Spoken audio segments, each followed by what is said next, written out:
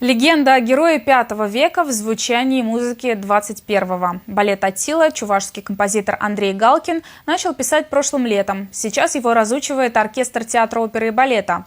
Ирина Ромадова продолжает знакомить зрителей с нюансами создания мировой премьеры.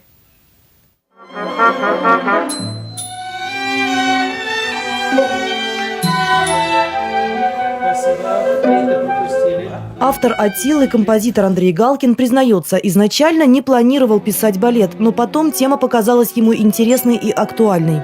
Вы знаете, она очень близка мне, поскольку вот у меня музыка часто так ассоциируется с такой, борьбой, что ли, вот, самоутверждением, вот, что очень характерно для этого главного героя.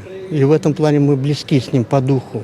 Несмотря на то, что он в V веке жил, а вы в 21 живете. Люди все же, в принципе, одинаковые. Хоть 5 век, хоть 21 век, все равно идет эта параллель. Музыку композитору пришлось писать в кратчайшие сроки, всего за год. Плотная работа с балетмейстером помогла найти вдохновение.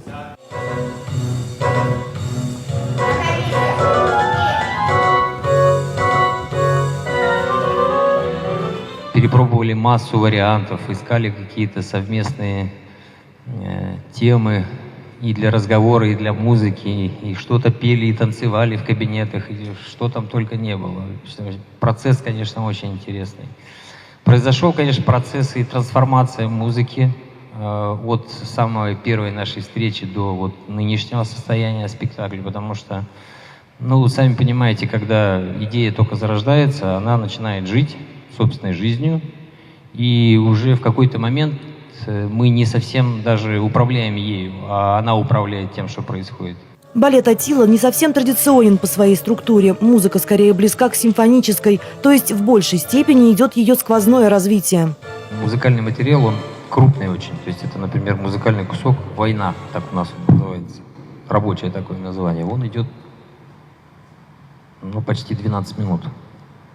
То есть там нет номерной, прям, так скажем, структуры. Это Андрей Петрович его так написал, он так написан, что драматургия, она была в музыке уже. Для солистов оркестра это совершенно новая работа. Музыкантам, привыкшим играть классику, сложно понять современное произведение, считает композитор. Но в их профессионализме он уверен. Современная музыка, что греха таить, наши музыканты это не очень-то любят. Современную музыку, непонятную, откуда-то взявшую, пусть даже для балета, исполнять. Тут определенные навыки, но они, по-моему, все играют, уже привыкли. Зрителям музыка будет понятна, уверены создатели балета. И многие лейтмотивы гости, пришедшие на премьеру, запомнят и унесут с собой.